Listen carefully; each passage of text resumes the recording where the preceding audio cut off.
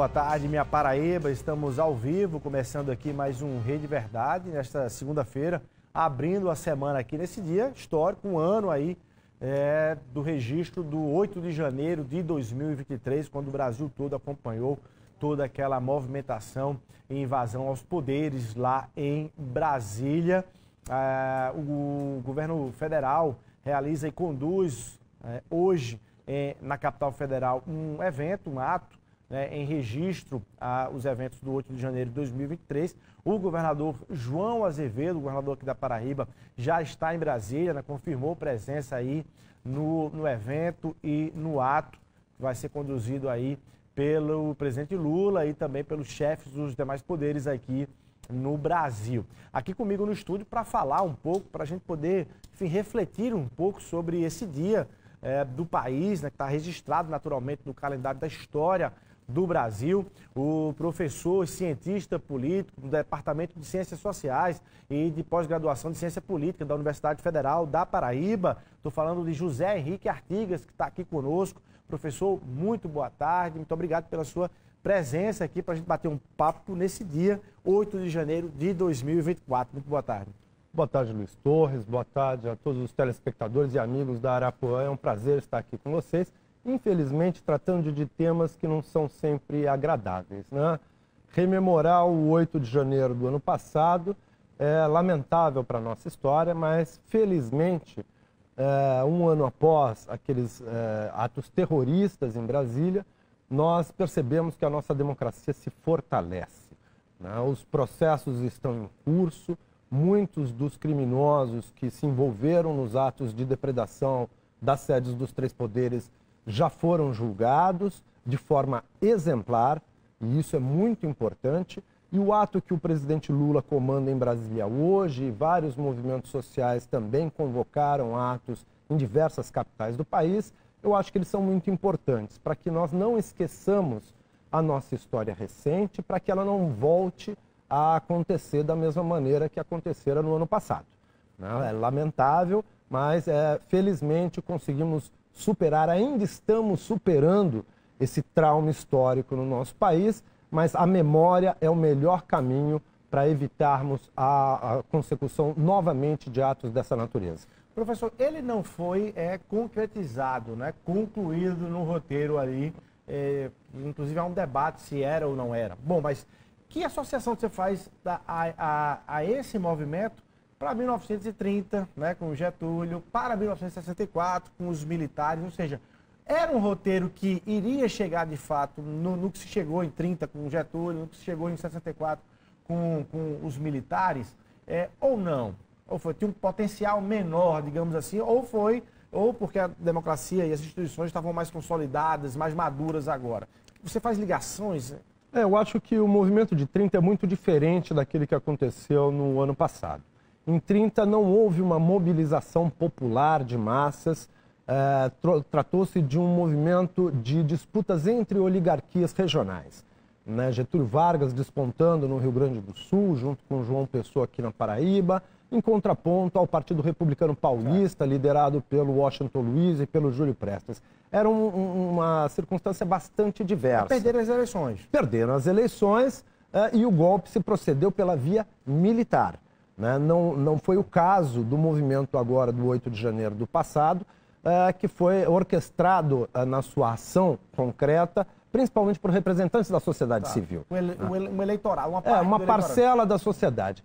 Já 64 nutre muitas vinculações com o movimento de 2023. O primeiro deles é exatamente o envolvimento de militares de baixa e também de alta patente na preparação, na articulação e mesmo em alguns eventos da execução dos atos criminosos. Isso também, então, acontecera em 1964. Mas também em 1964, apesar da grande mobilização da passeata pela família, com Deus e pela família, orquestrada pela direita na época, não houve um envolvimento direto de civis ou de massas populares em qualquer iniciativa de derrubada do governo de João Goulart. Foi um ato preferencialmente conduzido pelas Forças Armadas. Então há particularidades históricas, mas há também vínculos ideológicos. Muitos desses militares... O discurso era contra o comunismo de 64, parecido também com... Parecido. Hoje há uma revivescência do discurso anticomunista, como se o fantasma do comunismo de fato existisse no momento contemporâneo, mas de qualquer maneira o que se coloca é um antagonismo muito grande, uma grande polarização entre setores democráticos e setores antissistêmicos e antidemocráticos.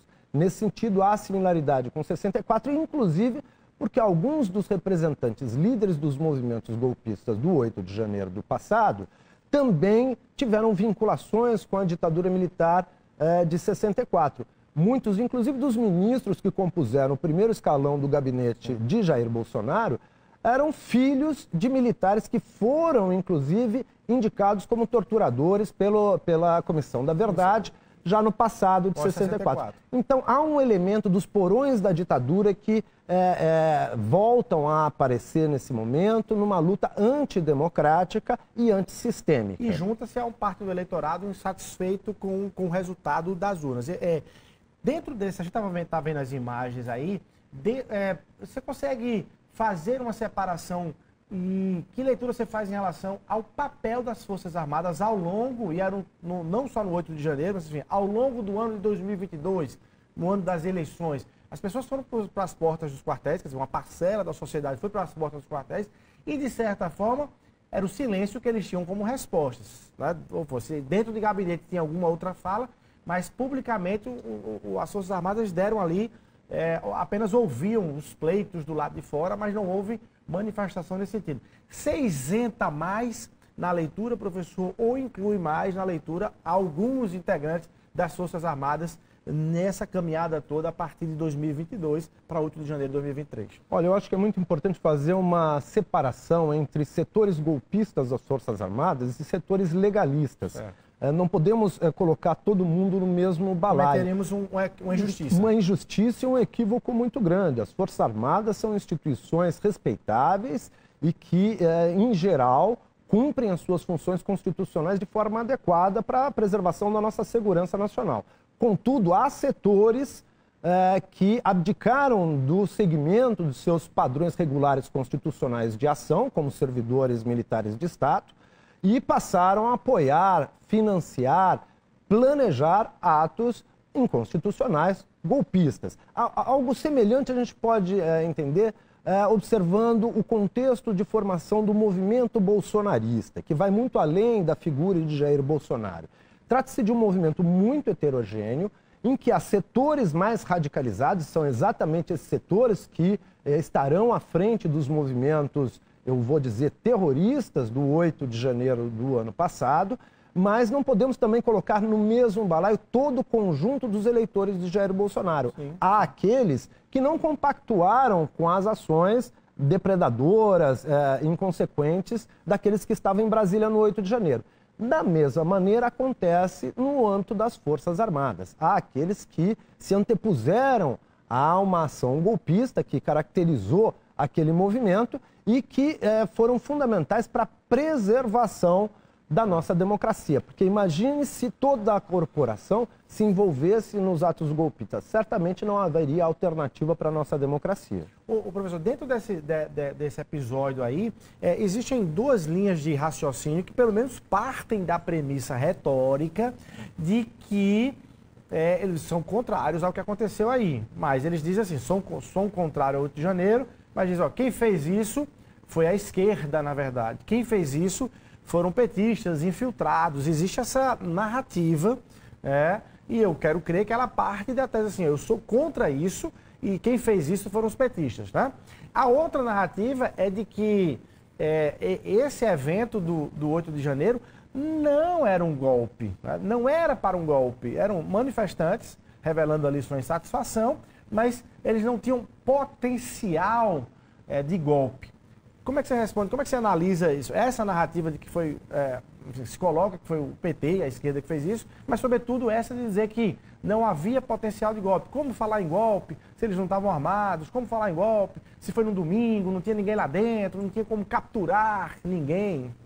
Olha, primeiro quanto ao PT dando golpe contra o próprio presidente Lula recém-eleito, é completamente incoerente, é uma fake news de baixa qualidade, de baixa potência, né?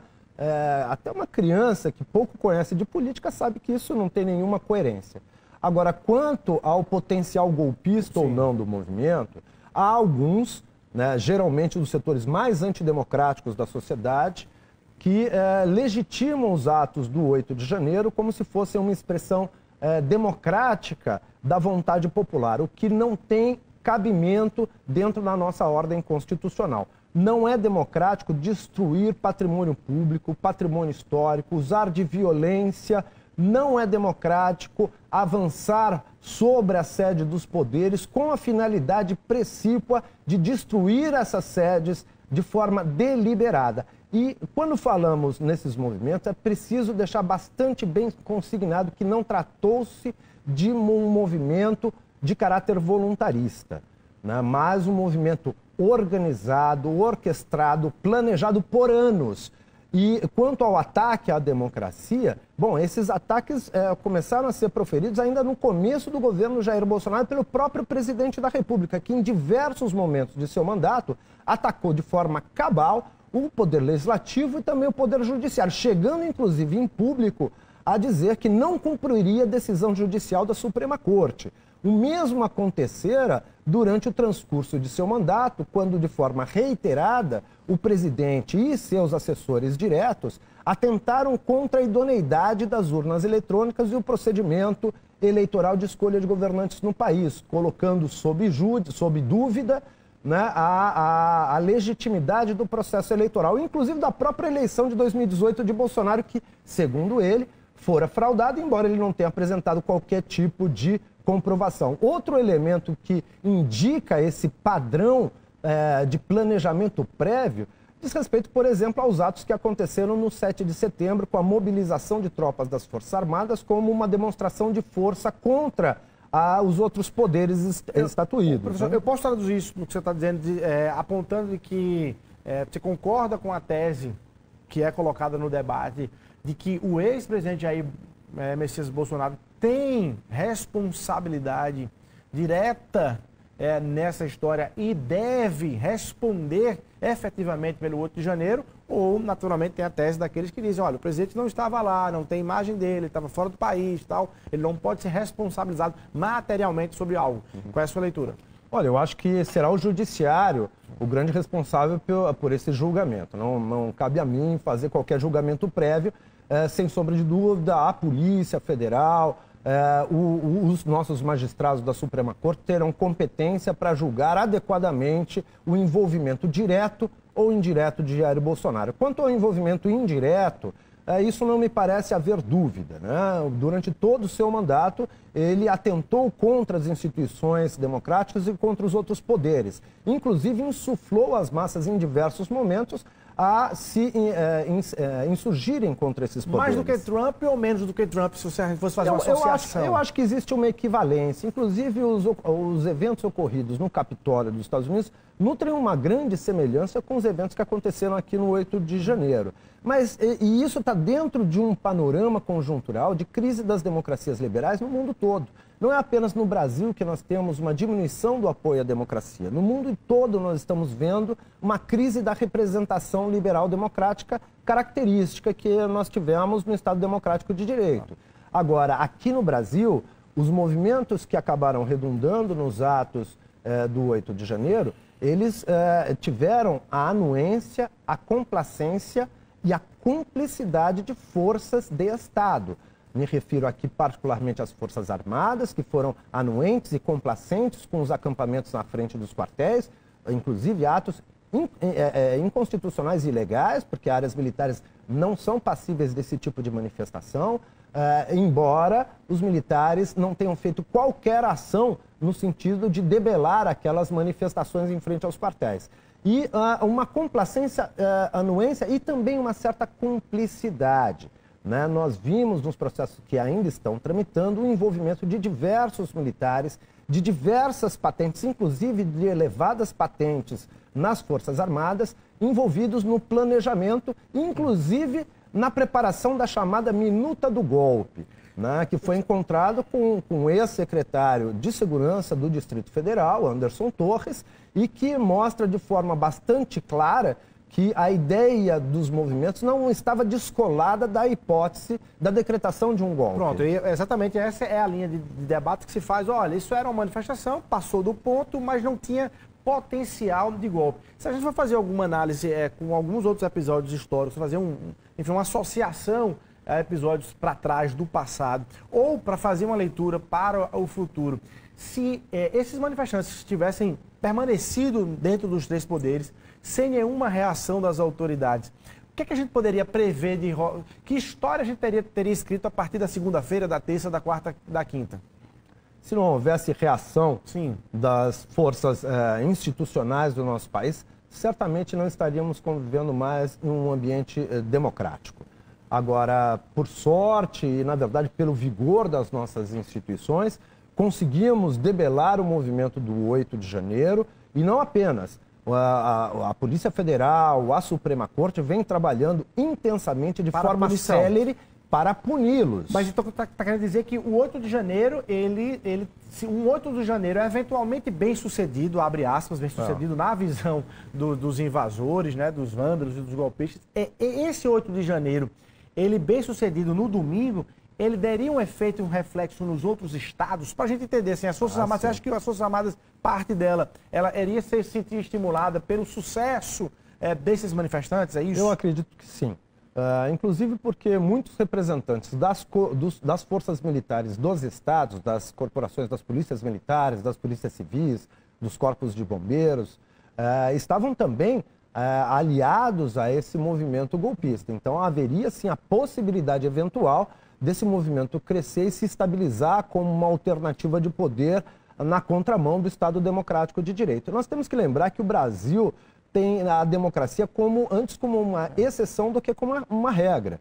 Desde que o Brasil se tornou independente de Portugal, nós convivemos com apenas 2 momentos de democracia, ainda que instáveis. E convivemos, por sua vez, com diversas manifestações golpistas. A começar com a própria Constituição, que a primeira Constituição Nacional de 1824, outorgada por Dom Pedro I, faz este ano 200 anos. E ela foi escrita exatamente a partir de um movimento golpista que fechou o Congresso Nacional com as forças militares a serviço do imperador. Então tivemos golpe em 1823, com o fechamento da Assembleia Constituinte, em 1840, com a posse inconstitucional de Dom Pedro II, chamado golpe da maioridade, em 1886, com a destituição arbitrária do governo de Zacarias de Góes e Vasconcelos, em 1889, com o golpe militar republicano, que nós chamamos de proclamação, mas foi uma quartelada, um golpe militar inconstitucional. Tivemos em 1930, com a chamada Revolução de 30, em 37, com a instalação do Estado Novo, uma tentativa de golpe militar em 45, outra tentativa em 50, tentando impedir a posse de Getúlio Vargas, outra tentativa em 55, tentando impedir a posse de Juscelino Kubitschek, a renúncia de Jânio Quadros em 61, seguida por um golpe parlamentar em 1961, que retirou os poderes presidenciais íntegros do João Goulart, e finalmente o golpe de 1964. Restaurada a democracia em 1988, tivemos ainda o processo que levou ao impeachment de Dilma Rousseff, eivado por questionamentos de ordem jurídica e política, e agora tramitados em julgados todos os processos que diziam respeito ao objeto do processo que levou ao impeachment da ex-presidente, temos agora a clareza de que foi um objeto forjado e ilegal. Portanto, não houve crime de responsabilidade. Podemos, então, tratar também como um golpe de Estado. Portanto, a história brasileira é uma história antes de golpes do que de estabilidade democrática. O maior período de estabilidade democrática na nossa história foi de apenas 26 anos. É muito pouco para estabilizarmos um processo de consolidação de valores de tolerância, de liberdade, de respeito, e esses valores que são questionados quando iniciativas golpistas se inauguram. Professor, eu acho que você falou aí algumas vezes em atos terroristas, você usou a expressão nesse sentido. O 8 de janeiro foi considerado terrorismo no começo ali, mas depois a própria imprensa deixou essa nomenclatura para lá. Enfim, cientificamente falando, pode-se falar em terrorismo ou não nesses casos aí? Olha, do ponto de vista jurídico, não caberia exatamente porque nós temos uma legislação, inclusive aprovada na última década, durante o governo de Dilma Rousseff, que qualifica e tipifica o crime de terrorismo. Alguns elementos são semelhantes àqueles tipificados pela legislação, contudo, não dá para encaixar perfeitamente. Por isso mesmo que o Supremo Tribunal Federal vem se utilizando de outros quesitos constitucionais para punir aqueles que se envolveram direto ou indiretamente nos atos do 8 de janeiro. Bom, quero lhe perguntar exatamente sobre o reflexo de punições nesse sentido, né, de respostas dadas em favor da democracia a atos desses, porque a pesquisa recente que saiu agora, analisando se o brasileiro aprovou ou desaprovou o 8 de janeiro, trouxe ali um número interessante, né? 89% dos brasileiros disseram que desaprovaram os atos de 8 de janeiro. Mas tem uns 6% ali que, de forma muito clara, esse número talvez até fosse maior se não houvesse um receio dos efeitos das ações do STF, talvez até ampliasse, mas 6% dos entrevistados disseram que aprovaram esses atos do 8 de janeiro. Isso está quase 10 milhões de pessoas, é muita gente no Brasil, estatisticamente falando. E eu queria perguntar qual é existe preocupação nisso, de pessoas que claramente, ainda hoje, com base inclusive numa reação mais dura do STF, não se intimidam para dizer que aprovam aquele 8 de janeiro e como minarem esse tipo de sentimento. A gente fala isso no próximo bloco. A gente vai rapidinho para o intervalo comercial e volta aqui no Rede Verdade, falando com o professor José Henrique Artigas. É um minutinho só e a gente volta.